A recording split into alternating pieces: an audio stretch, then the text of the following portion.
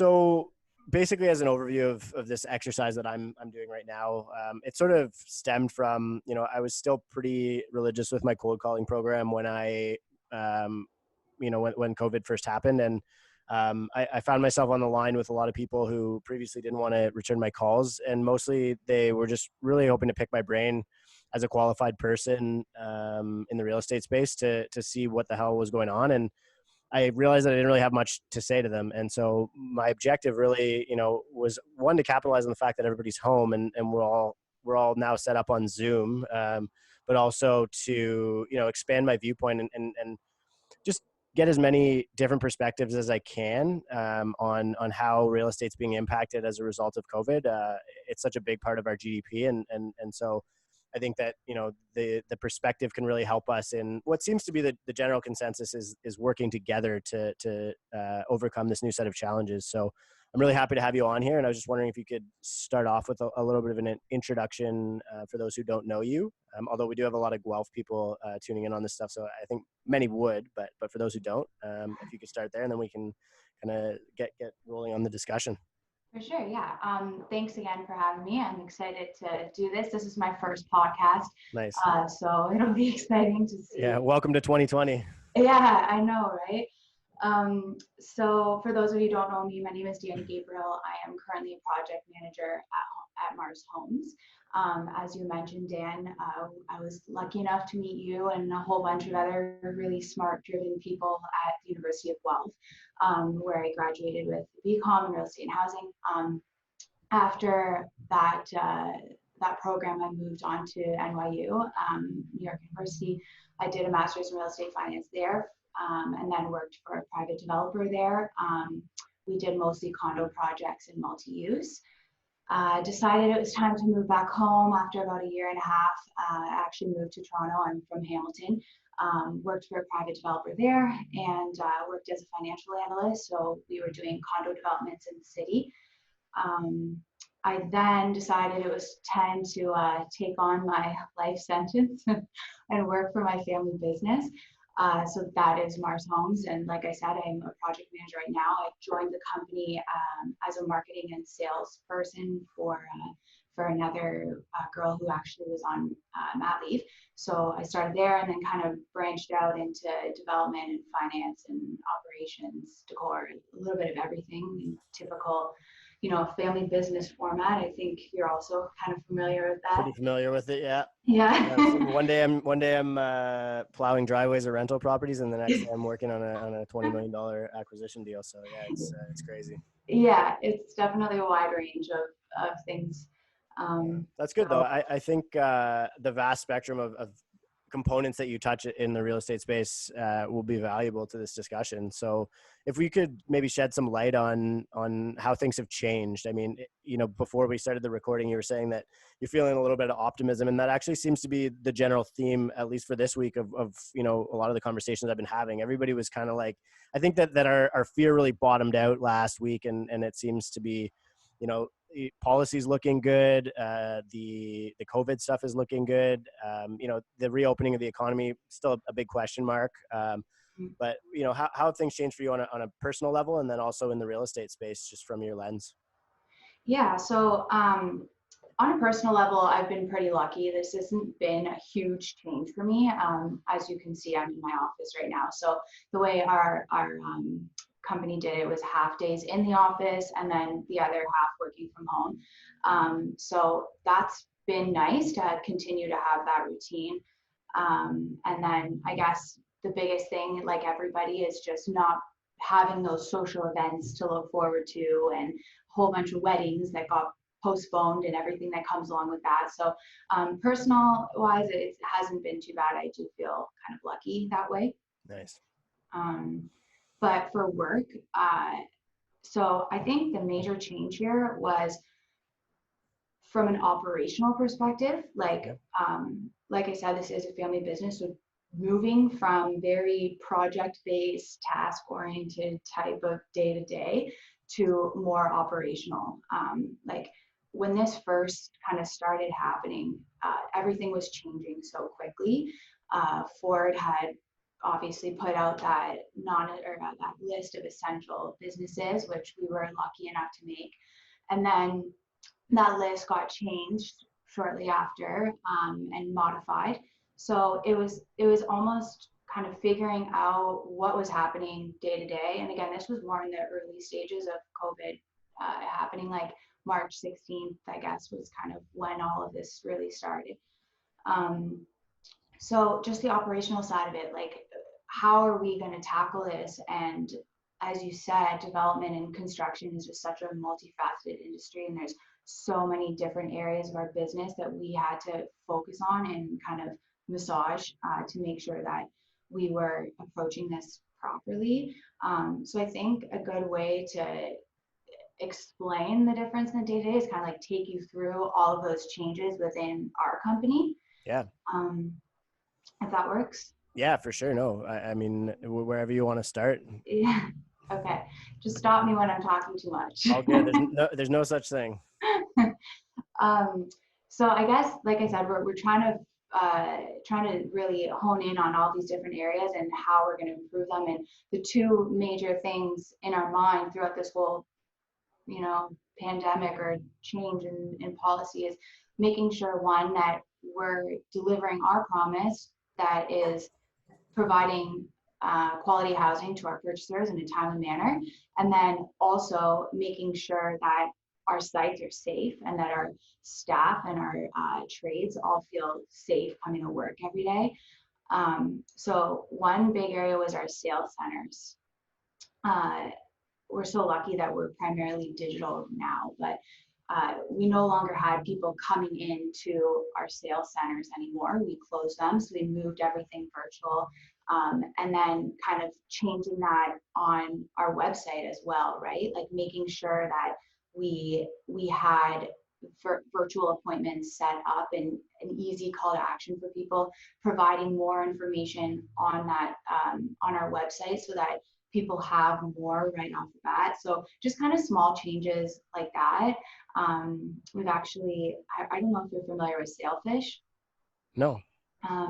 It's a software that a lot of developers use, and it's for doing sales.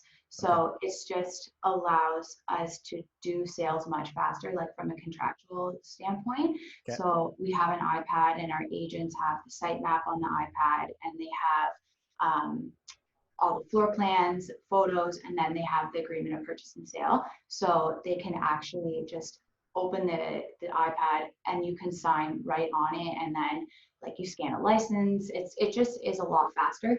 So basically we're looking into right now moving things to an online, like digital version of Sailfish, so that purchasers can actually do that from home with our agents. Awesome. Yeah. It's I guess I have a similar perspective, obviously, from the family business thing, but it seems like it's a good opportunity for us to, I guess the market has forced the change that, you and I probably have been talking about and trying to convince people to adapt for a while. And it's just pushed I've even seen my parents doing Zoom meetings now and all this stuff. And it's pretty funny, right? It's so true. It's so true. And I think in real estate, we're always criticized for being behind in technology. For sure.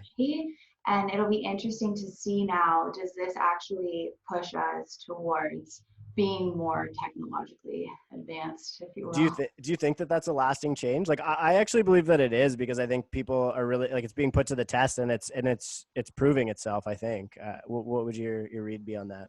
Yeah, for sure. I think, I think there'll always be a human touch in real estate that you cannot replace virtually.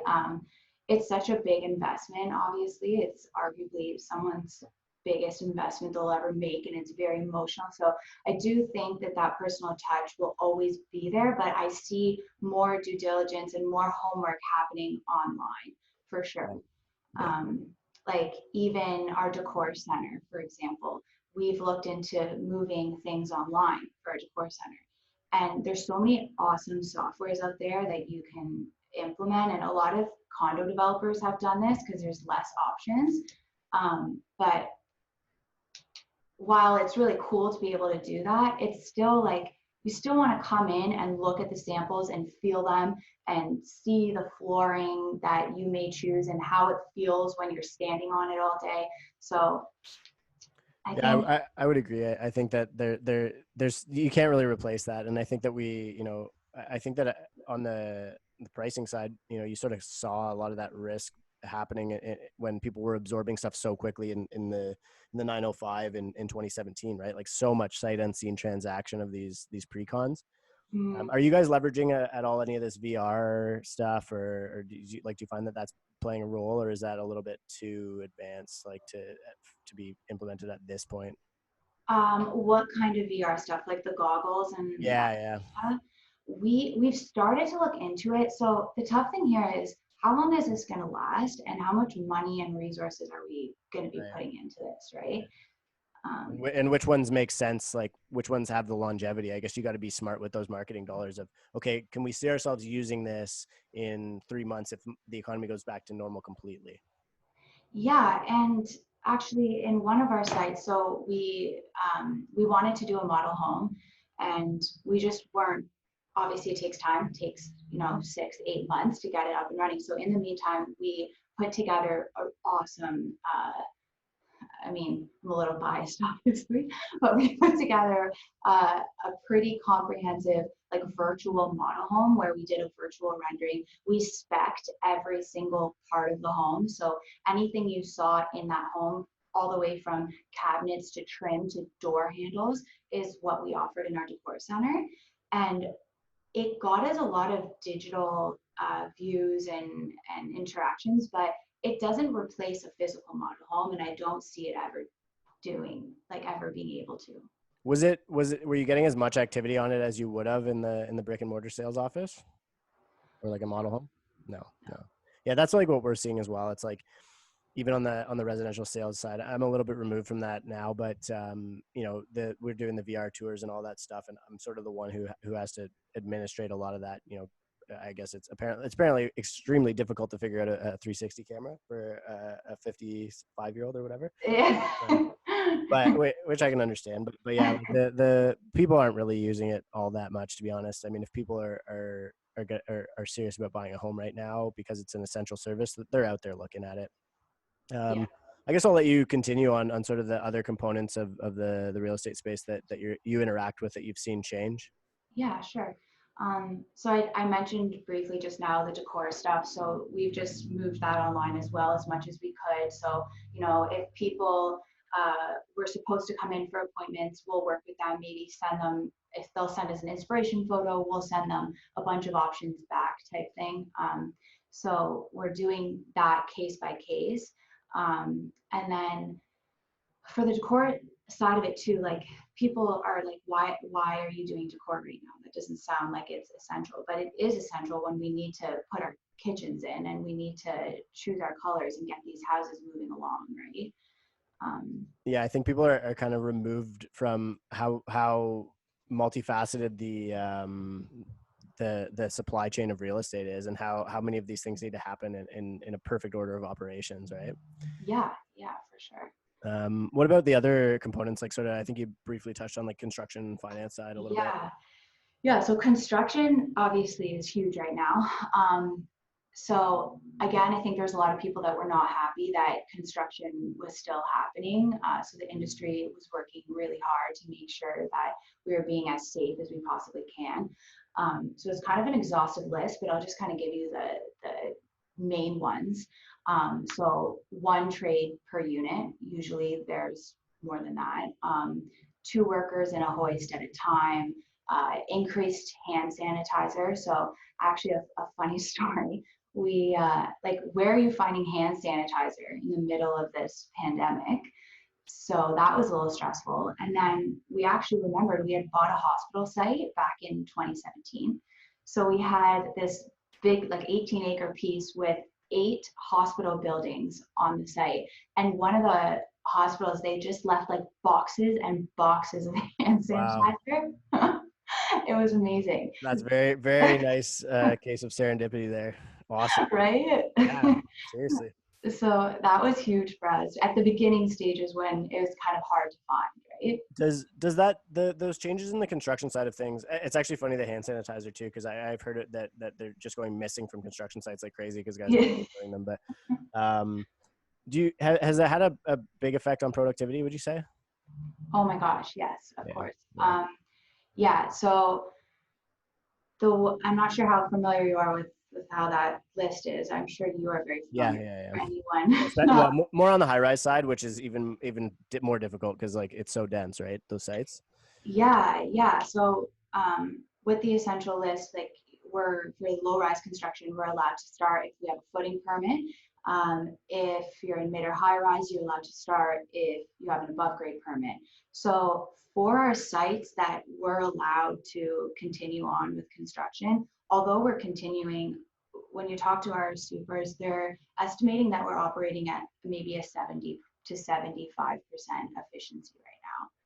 That's actually not nearly as bad as I thought, based on some of the high rise sites that I've heard about. Like a lot of the stuff is guys who they want to stay home, and I think they have the right to in a lot of cases, and obviously the policy environment's designed to make sure that they're compensated financially for that. So I know a couple of high rise sites in the city where there's only one or two, like one concrete company that's servicing three sites for a huge Wow. GC, and if they're down to 30% capacity, that means they're getting one pour per site a day, whereas they were sending trucks to every site prior. So that creates a lot of challenges. But I would say, and I don't know if this is maybe too macro of a question, but do you think that the general sentiment is that it's almost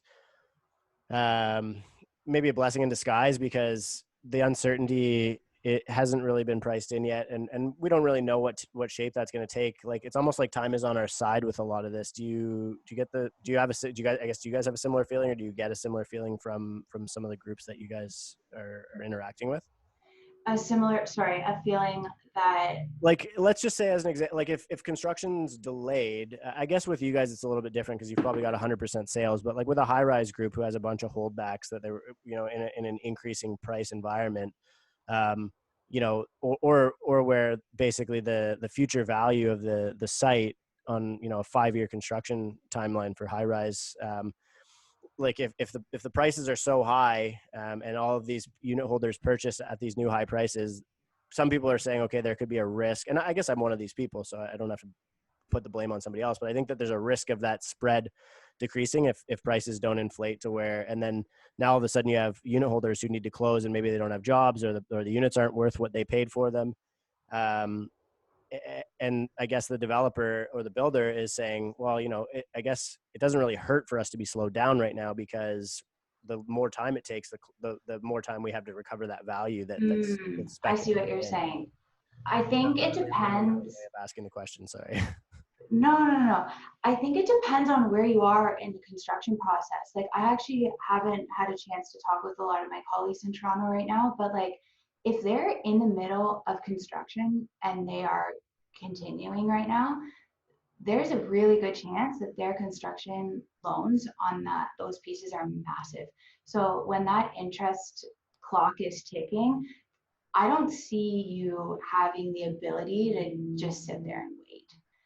Well, yeah, and especially with the way that the draw schedules are structured, like you have to get to a certain timeline, or get through a certain timeline to advance the next piece of cash. And so, and like, if when you're talking about interest reserve scenarios, et cetera, I mean, Bobbick and I touched on this a little bit about just how important relationships are with lenders, and maybe that's a decent segue. I don't know if you were finished on the construction side, but I don't know if you plan to touch on finance at all, but are you seeing things changing a little bit there from that perspective? Yeah, so for finance at this point, I think has been pretty consistent. We are lucky that we've been around for so long that we've used the same banks for 40 years. So we're not seeing a huge difference there. Our line of credit is still there. Our mortgage, our construction loans are still in place. Um, so I don't know what that looks like on a more individual level. Like, uh, right now, we're not seeing any issues of people not being able to close because they couldn't get their financing. Right. So that's right now. Yeah. What happens down the road, like the scenario you just mentioned about how they bought a unit at $1,500 a foot, but now their unit is worth $1,100 a foot. that concerns me. I don't know what financing looks like for those people, because we saw a little bit of that kind of craziness in 2017. Yeah, for sure. But from like a company perspective right now, our financing hasn't really changed that much right now. Yeah. Yeah. I would say that there's definitely a degree of vulnerability there, but I think that a lot of these people, like especially there's a lot of developers out there who have really taken this bull run as an opportunity to lever up, and you know what? I mean, that's their right, but there are risks associated with that. And I think some of those risks are going to be realized for sure. But it doesn't seem as dire as some people want to make it sound yet. I don't think. I think our banking system's pretty strong, and it has to be, because it's oligopolistic, and you know, it really would cripple our entire country if that changed. So I feel like there's some safety built in there. They really can't, like, I don't think the mass foreclosures and et cetera, like obviously if people don't have a job, yeah, it's going to be tough to close, but you know, there's ways you can make concessions in regards to that. I think the next question was sort of on touching on the macro level a little bit, which seems to be a logical segue. As long as you were done, because I know you've done some good preparation, which is refreshing by comparison to a lot of my guests. No offense, gentlemen. Yeah, I was all good. I think just I covered more of those like larger changes in our organization. So yeah, it was really, really nice and very specific insight on how you guys are adapting to the change. And it's nice to see, because I know how difficult it can be in a family business to have that agility to make decisions with, you know, hard-headed boomers. Yeah. Do you, I guess on the macro level, and again, I know that you don't want to get too much into it, but do you think that, like, how have things changed from your perspective there? Do you like any signs of distress or positivity that you're seeing? Yeah, so I think to first touch on the sales side of that, like our sales have slowed down dramatically. I Q1 of 2020 was a great quarter for us. It didn't matter the product type or the location, all of our projects were doing really, really well. The first kind of 15 days there of March, like even actually, it's funny, even when COVID started, stock market was getting slammed every day, but we were still doing really well and still selling a lot. I don't know if you kind of saw the same in your area. For sure, yeah. Like I think the resale market was so tight that people were just seeing, like, it looked like 2017 again. It was supply scarcity, price acceleration as a result of it. You know, bids were climbing to like 106%. They didn't look like they were stopping. And then, yeah, I mean, naturally, like when everything shuts down and when you can't really go out and do stuff, the volume's going to taper off and absorb. Like I think people obviously want to use that as a leading indicator on price, but it's really tough to see the impact that price is going to have. Like, I mean, especially with all the policy going on right now, you know, I guess we're equally likely to end up in an inflationary environment in the fullness of time rather than a deflationary environment, but there could be some short-term pain, I would say. Yeah. Anything else you want to add there? I mean, yeah, like I think so. On a more positive note for sales, we haven't had any straight transparency. We haven't had many. I don't think we've had really any deals come through in the last few weeks. But we are still getting leads and we are still getting inquiries. I'm finding that people, from what I'm hearing from our agents, people are calling, they're doing their homework, they're very well, they've done their homework very well, they're very knowledgeable, they know what's happening, and they're saying, okay, thank you for the information, we're going to hold on to that, we're going to see what's happening with COVID, and then we're going to transact it if we can. So no one's really pulling the trigger yet.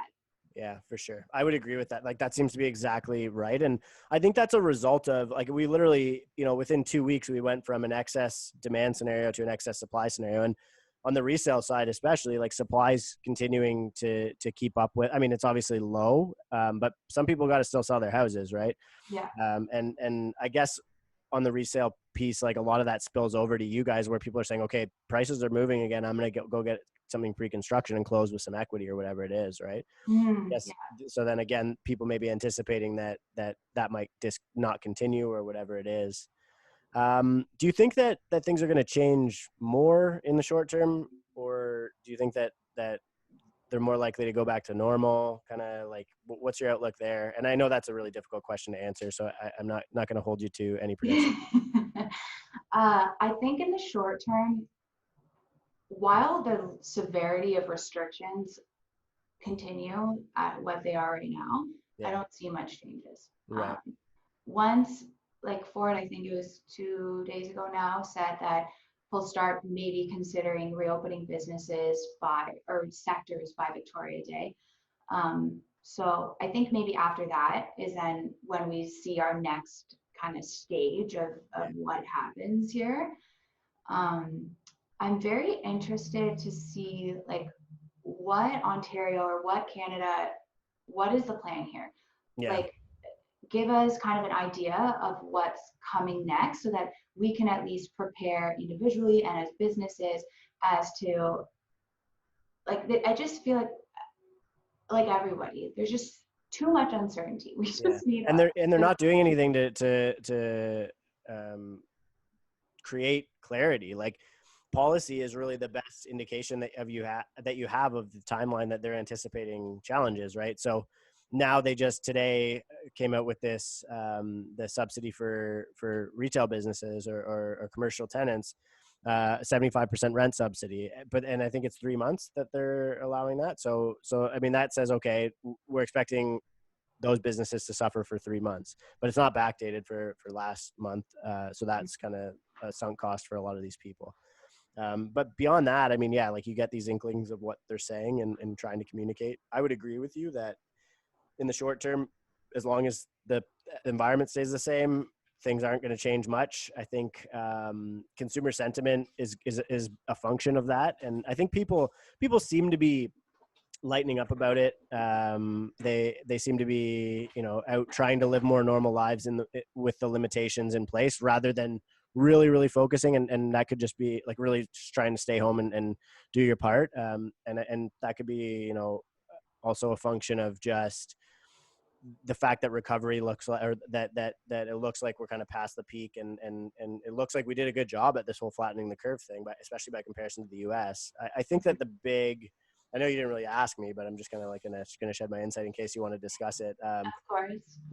I think that the big vulnerability right now is the bull run on the stock market going to stay, right? And that's I guess this week alludes to probably not, but how much further do equities have to fall, and then how hard does that domino push the remainder of the credit system in Canada, right? And that becomes a recovery question. But what kind of advice do you find yourself giving to potential purchasers, colleagues at work, contractors, whatever it is? Yeah, so I wish I was on the receiving end of the advice right now. But I think it's like we've been in this for quite some time now, and it's a lot of what I'm hearing is we have to wait and see. We have to wait and see what's coming. And I think it's time to stop saying that and to try and put together some sort of plan as to how you're going to proceed. For example, for us, so we were supposed to have a sales launch, 2 sales launches in early April, which obviously didn't happen. We're going to have to postpone those. We were supposed to have another one actually in the fall. Who knows what's going to happen there too. But for the one launch, we're saying, okay, let's put a date on this now. Like we actually just figured this out this week, and we're like, enough of the uncertainty. Let's put a date on this, and let's try and imagine what our world looks like post-COVID. Right. So long gone are the days where you put 100 people into a sales center for a launch. Like that's not happening anymore. For sure. So what does that look like now? And typically the way a sales center is set up, you have your site table, you have your floor plans, your floor plates on the wall, and you're in a small area. We actually refitted our whole sales center. It's actually a house slash model home slash sales center, so that we have multiple areas where people can meet, and we're going to have multiple agents. So, we have 3 separate areas with 3 site tables, 3 floor plans. We've actually printed our floor plates on a piece of material that can be wiped down. So we can Lysol or disinfect every single space. So I think it's just time to start. If I could give any advice, and I don't know if I'm even qualified to give any advice. I don't know if anybody is right now. But I think it's just time to try and really think about the changes in consumer behavior and how we're going to retail our product after all of this. Right. I think that's really sound advice, actually. The way I like to look at that is, and I advise my clients of this all the time, is pick a best case, pick a worst case. The best case scenario really requires no planning. It's business as usual, right? Like you pick back up, the economy opens, the stock market rallies, everybody's happy, we all get our jobs back. Like if that happens, we're all good. Yeah. Now pick a worst case and start planning for that, because if you've put all the infrastructure in place, it's not like it's going to have no value to you in the best case scenario, right? The best case requires no planning, and the worst case requires a lot of it. And that's sort of, it seemed to be kind of the, and that a lot of that's like forecasting, okay, how bad is vacancy going to get? How bad could prices get? Like guys weren't modeling this stuff into development pro formas a year ago. They were modeling, how much are holdbacks going to appreciate in value by the time we close this or finish the build. And now it's like, okay, how many guys do we anticipate aren't going to close? How many guys do we anticipate, or how badly could these units fall in value? Or if you're building a rental building, it's like, how much vacancy or how much is rental going to decline? So we're back to normal fundamentals. And I mean, you and I both learned this stuff in school, but it seems like a lot of these retail investors in Toronto forgot about that stuff and completely detached from fundamentals. Yeah. Yeah. My conversation with Rob was just like that. It was let's get back to thinking about things critically and evaluating them based on the things that we know are true. Like forget about, Silicon Valley and trading companies at 85 times earnings. Let's remember that the almighty dollar still exists, right? Yeah, I think just the price appreciation that we've been seeing is insane. It really has not stopped. Yeah. Since I don't even know, like since we've been aware of the economy, pretty much. Yeah. Other than that 2017 dip, but like those losses were pretty well recovered. For sure. I think we just have our supply and demand in Ontario or in the greater Toronto area is just, that equation is not favorable for housing affordability. Housing just continues to be more and more unaffordable, and what that looks like post COVID, I think it puts us in an even tougher spot.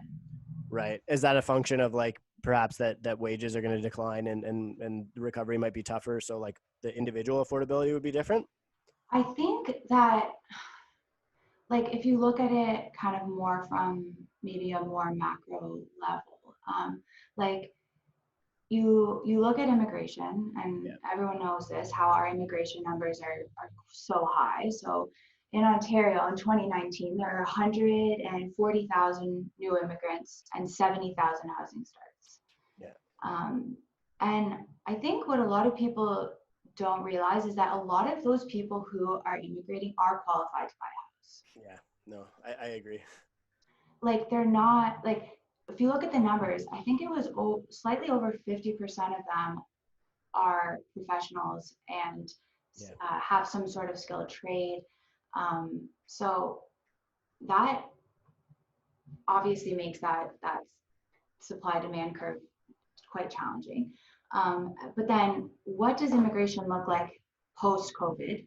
I don't know. I don't think anyone knows. I actually tried to do a little bit of digging into this because I was talking to a colleague about this earlier.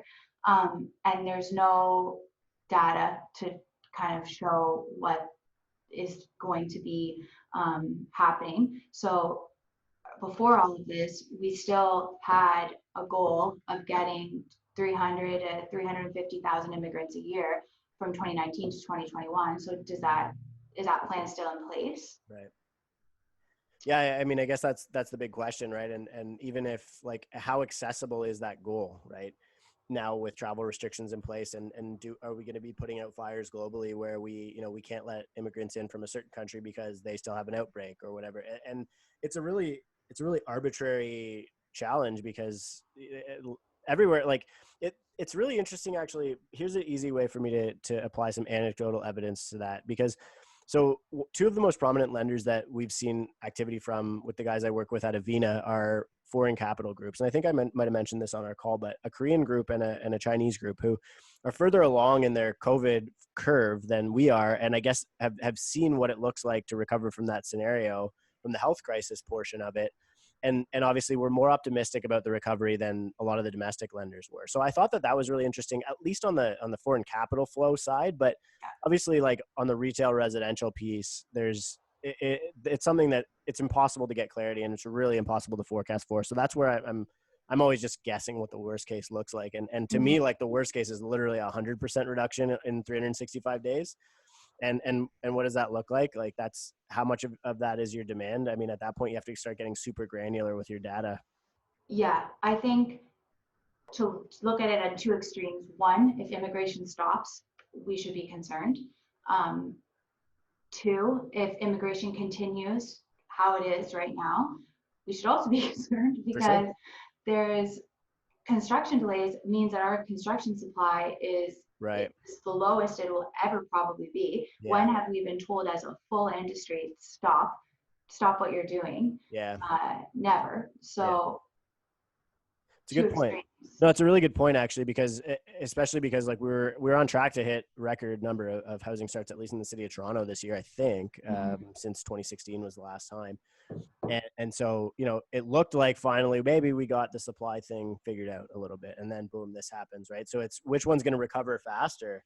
And I guess that ultimately comes down to the sentiment, and that's why I'm curious to pick your brain is, you know, like and on the high, I know you have exposure to the high rise side in the past, so you know, a lot of these high rise guys might just be like, okay, let's just take our time to get these things done and let demand recover. And then again, you end up with the same problem, right? Like when I was talking to Ben yesterday, he was saying like, there's a lot of guys still planning to launch this year, like big projects, right? Like, so, I mean, I don't know. I don't know.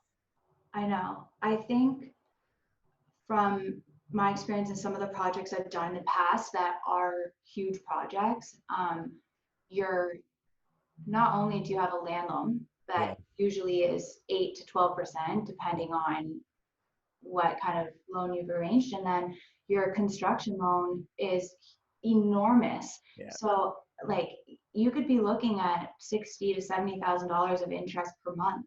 Like you're just gonna sit on that? Yeah, the capital cost is obscene, and like you can't afford delays. You're right?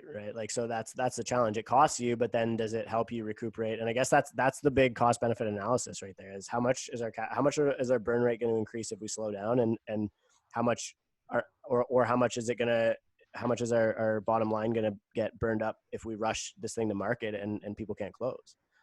Yeah, and I just think that construction timeline has now changed so much. For sure. I think it'd be really hard to that's another challenge actually that we're facing right now, is trying to tell our purchasers that this is your new closing date. Right. We can't give them a for sure closing date at this point, because we just simply don't know. Yeah. Like operating at 70%, we don't know. Do people seem pretty empathetic when you approach them with that news? It depends on the purchaser. Some of that, I would say for the most part, everyone has been really great. They understand kind of the position we're in, but we also are doing absolutely everything we can to update them as frequently as possible. So anytime we get more information, we send it to them. The good part now is that at the beginning stages, we were seeing a lot of suppliers and trades not coming to work. Right. They didn't feel comfortable, and of course you can respect that decision. For sure. But now everybody is back to work, and we also kind of saw a bit of a trickle effect. So one of our suppliers had to close down for a couple of weeks, not because they wanted to, but because their suppliers in Quebec were shut down. Right. Yeah, the supply chain element becomes a challenge. I'm gonna throw a wild one out there. Given your experience in the urban markets, we've seen a lot of guys just approaching Avina about getting underwriting on purpose-built rental. to just like see if there's an opportunity to pivot there, to hedge that risk a little bit. Do you think that that's a worthwhile avenue for developers to be exploring right now? Like, and again, like that a lot of that stems from those conversations that I'm having where it's like, hey guys, let's look at what a worst case scenario looks like, and maybe that means you're going to hold this thing and become an institutional landlord at the end of the day, but it means that, you know, you're not going to have to declare insolvency on one of these projects or something like that. Does it seem like something that's a worthwhile consideration? Yeah, actually, I've actually done quite a bit of this homework in the last couple of months because we're looking at doing 2 rental buildings. And this obviously happened pre-COVID, but we were looking at ways to diversify our portfolio as well, since we mostly do low-rise and some mid-rise stuff, or one mid-rise project. So we're looking at that on 2 pieces that we have, and CMHC has some really attractive Yeah. financing options. Yeah. So What is it, like 90%? I think this is right from their website, so I'm allowed to talk about it. But like, is it 90% loan to cost and then 80% loan to value on the takeout with like a 35-year AM or 50-year AM or something ridiculous? yeah, I think it was a 35-year AM, but I'm not 100% sure. Yeah. I know the loan to cost for the construction can be like 90 to 100%. Yeah. Yeah. Um, Actually, so Sim from Avina did their first 4% cap rate deal out in Vancouver. So like they're really, really ambitious, and it doesn't seem to have been tightening at all as a result of this. I mean, I think that they're more bullish on rental housing than ever, and I think the government really wants to see pros running rental housing by compare like and I think Ontario is a really good base case for how bad it could get, because the landlord and tenant board was just decimated. Like I have a tenant that didn't pay me. It took us it would have been, if it wasn't for CURB, the emergency response benefit. This is hilarious, actually. I discussed this with Rob. The tenant would have likely not paid for an entire year as a result of the bog down with the landlord and tenant board, and then we got our eviction first week of April, oh my and God. then the sheriff went on. They weren't allowed, so they didn't get the eviction. And then like 3 days later, after the eviction was supposed to happen, my tenant called and was like, "We're gonna start paying 150% of rent until we're caught up." I'm like, "What?" So Wow. I was like, "That is the like that you never expect a curveball like that in an economy like this." But anyway, Yeah. thought that was Wow. policy at work, I guess, right? That worked out well for you. Yeah, yeah, for sure. So, Um, is there anything else? I want to be mindful of your time. I know you're at the office, so is there no, anything you want to add that we didn't get into?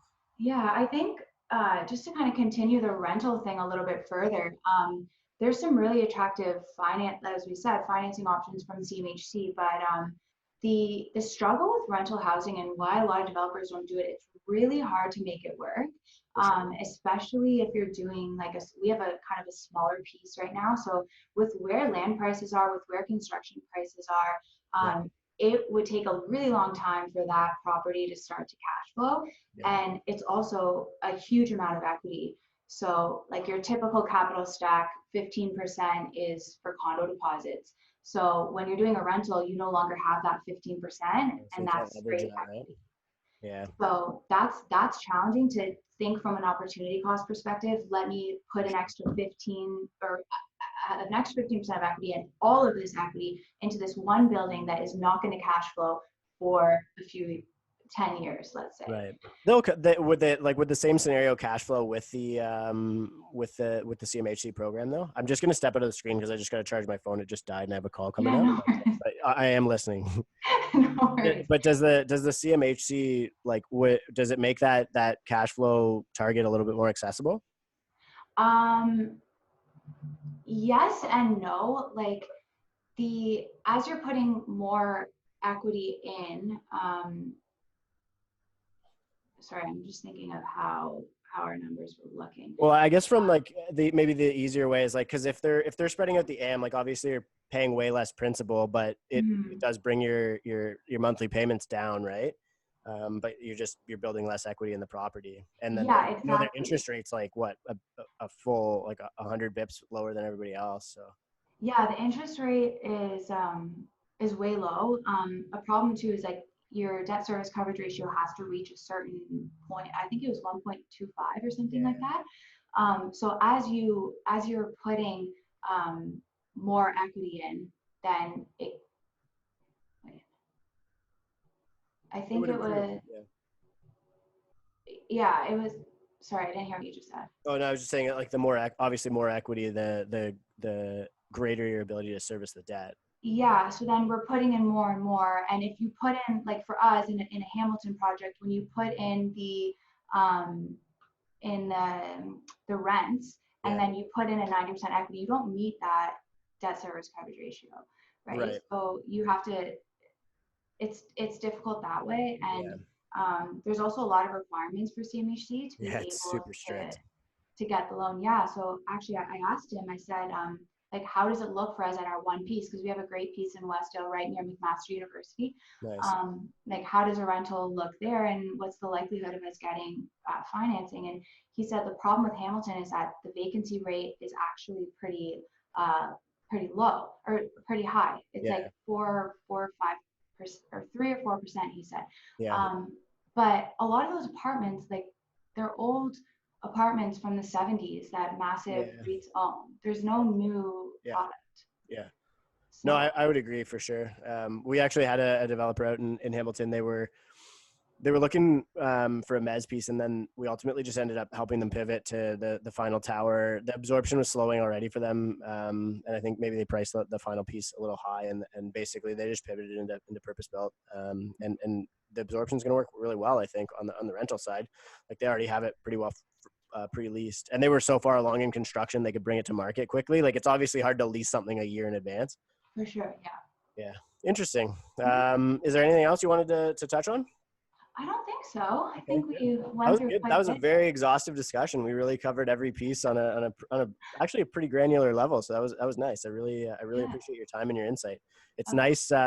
Everybody's been able to be pretty specific about like their piece of it, but I haven't really seen the broad spectrum of the whole thing. So, and especially on the housing side, I think it's going to be really valuable. And you answer a lot of the questions that a lot of people are looking for insight on the sales piece, which, I mean, people are allowed to form their own conclusions about what volume means to price, right? You know, I think mine would be that I think there's room for a correction, and the inflation that we saw in the past, probably there was risk associated with it. But beyond that, I don't think people are going to get too hurt. And I think ultimately, even if we do see a reduction in foreign demand, that could actually just be, you know, a year for us to kind of level the playing field and get back into a normal affordability scenario for Canadians, which really is a good thing. And hopefully we do see it return to a healthy market. I mean, that could be the best case scenario, really. Yeah, I agree. I think it always helps to kind of have a bit of a market correction. I just kind of hope that those areas that slow us down right now in getting housing out and all the red tape that is in approval process and all that maybe also kind of loosens up for us a little bit too. I guess that is the one piece we didn't touch on, the entitlements and like how hard it is to get through to the city right now. So we're lucky, the municipalities that we work in, the planning team is still there and processing applications, but the public meetings are not happening. So we had one public meeting canceled. They haven't figured out a way to do that online. And I imagine that would be a challenging thing to try and have. People are big enough assholes in those things where when they're public, like, I don't even know how bad it would get behind a computer screen. I know, it's so true. It's so true. So that hasn't happened yet, but that one might be best kept in the town hall environment, I think. Sorry? I said that might be one of the things that'd be best kept in the town hall environment. Yeah, agreed. Interesting. Okay. Well, I want to thank you for your time, and I want to let you get back to work, obviously, because it sounds like you guys are still pretty busy, and that's a great problem to have. So thank you very much. I really appreciate the insight, and I appreciate your time, and hopefully we can get out for a round of golf at the golf tourney again this year. Golf. Me sitting in the car and chatting with everyone. But you did a great job at that anyway. Yeah, we're hoping to move it to September. We might actually try to put together a COVID focused charity poker tournament and to replace it, like an online poker tournament, obviously, for this year. So we'll see how that takes shape. Nice. That sounds great. Thanks for having me. It's a great